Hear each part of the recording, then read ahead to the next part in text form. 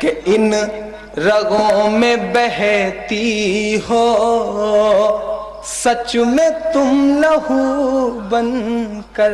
جب بھی کسی کو اپنا بنانے کی بات کی گئی ہندی کویتا میں، اردو شاعری میں، تو یہ کہا گیا کہ میری جان بن جاؤ، میری دلہن بن جاؤ، میری زندگی بن جاؤ. سنیں گے دوستوں عمران پرتاپری کی نظم. سے پہلے بتا دو دوستوں، ذیشان بابا صدیقی بدھائک کے بیٹے کہتے ہیں، میں جب لوگوں سے ووٹ مانگتا ہوں تو اپنے کاریوں کے آدھار پر مانگتا ہوں، میں کبھی دھرم کی راجنیتی نہیں کرتا. چلیے پہلے سنتے ہیں عمران پرتاپری کی نظم. تو آپ سے گزارش ہے ویڈیو کو لائک کیجیے اور چینل کو ضرور سبسکرائب کیجیے. پت جھڑوں کے موسم میں بھی بسنت ہو جائے.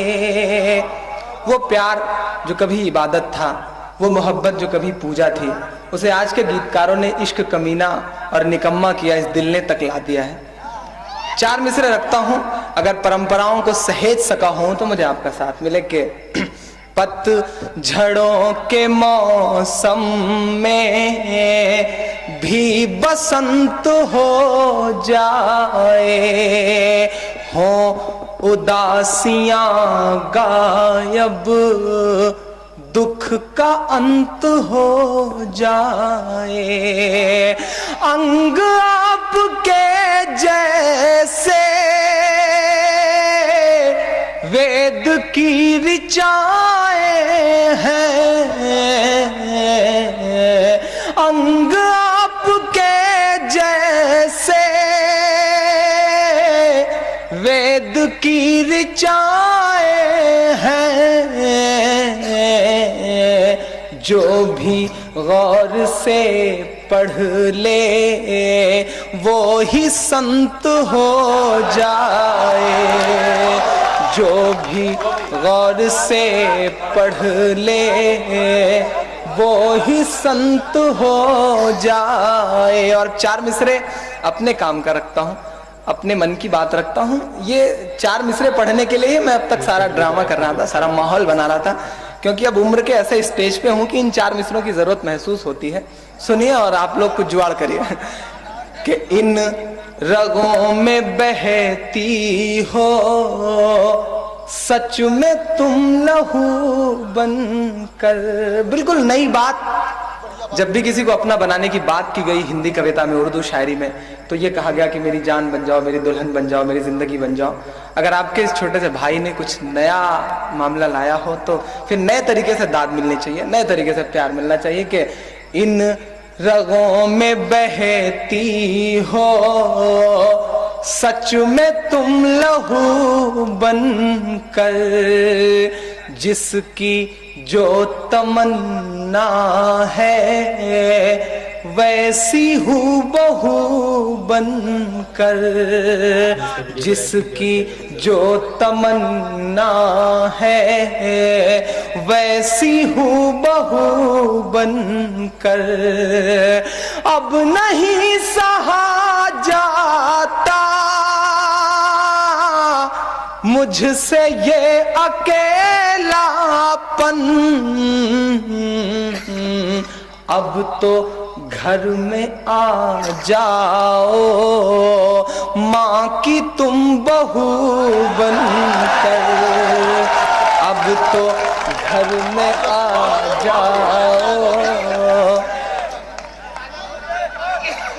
کورس کی بات کتنے اچھے سے سمجھتے ہیں ہمارے شہر کے لوگ، کتنے پیارے ہیں آپ لوگ.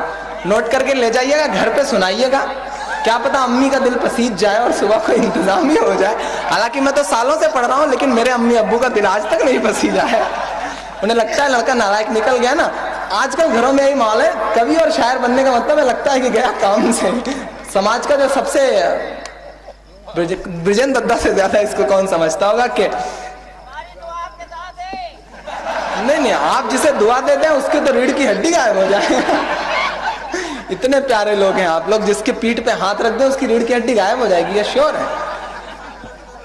इन दोस्तों इमरान प्रतापगढ़ी की नज़म सुनने के बाद आप अपनी राय में क्या कहना चाहते हैं वो नीचे कमेंट बॉक्स में जरूर बताएं। ये दोस्तों बेहद ही ज़बर किताब से क़ज़ा नमाजों के पढ़ने का बयान सुनते हैं। मसला, जिसकी कोई नमाज छूट गई हो तो जब याद आए फौरन उसकी क़ज़ा पढ़े, बिला किसी उज़्र के क़ज़ा पढ़ने में देर लगाना गुनाह है। सो जिसकी कोई नमाज क़ज़ा हो गई और उसने फौरन उसकी क़ज़ा न पढ़ी, दूसरे वक्त पर या तीसरे दिन पर टाल दिया कि फलाने दिन पढ़ लूंगी और उस दिन से पहले ही अचानक मौत से मर गई तो दोबारा गुनाह हुआ। एक तो नमाज के क़ज़ा हो जाने का और दूसरा फौरन क़ज़ा न पढ़ने का। मसला, अगर किसी की कई नमाजें क़ज़ा हो गई तो जहाँ तक हो सके जल्दी से जल्द सबकी क़ज़ा पढ़ ले। हो सके तो हिम्मत करके एक ही वक्त सबकी क़ज़ा पढ़ ले। ये ज़रूरी नहीं कि ज़ोहर की क़ज़ा ज़ोहर के वक्त पढ़े और असर की क़ज़ा असर के वक्त। और अगर बहुत सी नमाजें कई महीने या कई बरस की क़ज़ा हूँ तो उसकी क़ज़ा में भी जहाँ तक हो सके जल्दी करे।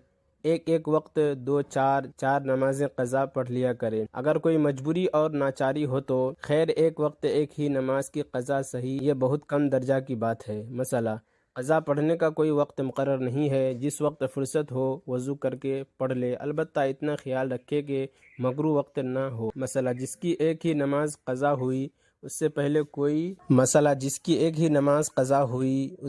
कोई नमाज उसकी क़ज़ा नहीं हुई, या उससे पहले नमाज क़ज़ा तो हुई लेकिन सबकी क़ज़ा पढ़ चुकी है, फ़कत इसी एक नमाज की क़ज़ा पढ़ना बाकी है, तो पहले उसकी क़ज़ा पढ़ ले तब कोई और नमाज पढ़े। अगर बगैर क़ज़ा हुए अदा नमाज पढ़ी तो अदा दुरुस्त नहीं हुई, क़ज़ा पढ़ के फिर अदा पढ़े। हाँ, अगर क़ज़ा पढ़ना याद नहीं रहा, बिल्कुल भूल गया तो और दुरुस्त हो गई। अब जब याद आए तो फ़कत क़ज़ा पढ़ ले, अदा को न दोहराए। मसला, अगर वक्त बहुत तंग है कि अगर क़ज़ा पढ़ेगी तो अदा नमाज का वक्त बाकी न रहेगा, तो पहले अदा पढ़ ले तब क़ज़ा पढ़े। मसला, अगर 2 या 3 या 4 या 5 नमाज़ें क़ज़ा हो गई और सिवाय इन नमाज़ों के जिनके ज़िम्मा किसी और की नमाज क़ज़ा बाकी नहीं है, यानी उम्र भर में जब से जवान हुई है कभी कोई नमाज क़ज़ा ना हुई, या क़ज़ा तो हो गई लेकिन सबकी क़ज़ा पढ़ चुकी है, तो जब तक इन 5 की क़ज़ा ना पढ़ ले तब तक अदा नमाज पढ़ना दुरुस्त नहीं है। और जब इन 5 नमाज़ों की क़ज़ा पढ़े तो इस तरह पढ़े कि जो नमाज सबसे अव्वल छूटी है पहले उसकी क़ज़ा पढ़े, फिर उसके बाद वाली, फिर उसके बाद वाली, फिर उसके बाद वाली, इसी तरतीब से 5 क़ज़ा पढ़े। जैसे किसी ने पूरे एक दिन की नमाज़ें नहीं पढ़ी, फजर, ज़ोहर, असर, मगरिब, इशा, या 5 नमाज़ें छूट गई तो पहले फ़जर, फिर ज़ोहर, फिर असर, फिर मगरिब, फिर इशा, इसी तरतीब से क़ज़ा पढ़े। अगर पहले फ़जर की क़ज़ा नहीं पढ़ी बल्कि ज़ोहर की पढ़ी या असर की या और कोई तो दुरुस्त नहीं हुई, फिर से पढ़ना पड़ेगी। मसला, अगर किसी की 6 नमाज़ें क़ज़ा हो गई तो अब बे उनके क़ज़ा पढ़े हुए भी और नमाज पढ़ना जायज़ है। और जब उन 6 नमाज़ों की क़ज़ा पढ़े तो जो नमाज सबसे पहले अव्वल क़ज़ा हुई है पहले उसकी क़ज़ा पढ़ना वाजिब नहीं है, बल्कि जो चाहे पढ़े पहले और जो चाहे पीछे पढ़े, सब जायज़ है और अब तरतीब से पढ़ना वाजिब नहीं है। मसला, 2 या 4 महीना या 2-4 बरस हुए हैं, किसी की 6 नमाज़ें या ज़्यादा क़ज़ा हो गई थी और अब तक उसकी क़ज़ा नहीं पढ़ी, लेकिन उसके बाद से हमेशा नमाज पढ़ता ही रहे, कभी क़ज़ा नहीं हुई पाई। मुद्दत के बाद अब फिर एक नमाज जाती रही तो उस सूरत में भी बग़ैर इसकी क़ज़ा पढ़े हुए आधा नमाज पढ़ना दुरुस्त है और तरतीब वाजिब नहीं। मसला, किसी के ज़िम्मे 6 नमाज़ें या बहुत सी नमाज़ें क़ज़ा थी, इस वजह से तरतीब से पढ़ना इस पर वाजिब नहीं था, लेकिन उसने एक एक 2-2 करके सबकी क़ज़ा पढ़ ली। अब किसी नमाज की क़ज़ा पढ़ना बाकी नहीं रही तो अब फिर जब एक नमाज या 5 नमाज़ें क़ज़ा हुई तो तरतीब से पढ़ना पड़ेगा और बे इन 5 की क़ज़ा पढ़े अदा नमाज। और इमरान प्रतापगढ़ी से जुड़ी खबरों और नज़मों के लिए हमारे इस चैनल को ज़रूर सब्सक्राइब करें। मिलते हैं किसी और वीडियो में से नई नज़म और नई खबरों के साथ। तो जब तक के लिए दीजिए मुझे इजाज़त और रखिए अपना ख्याल। आप देख रहे थे सुनहरे लफ्ज़ और मैं आपके साथ मोहम्मद साकिब। अस्सलामु अलैकुम।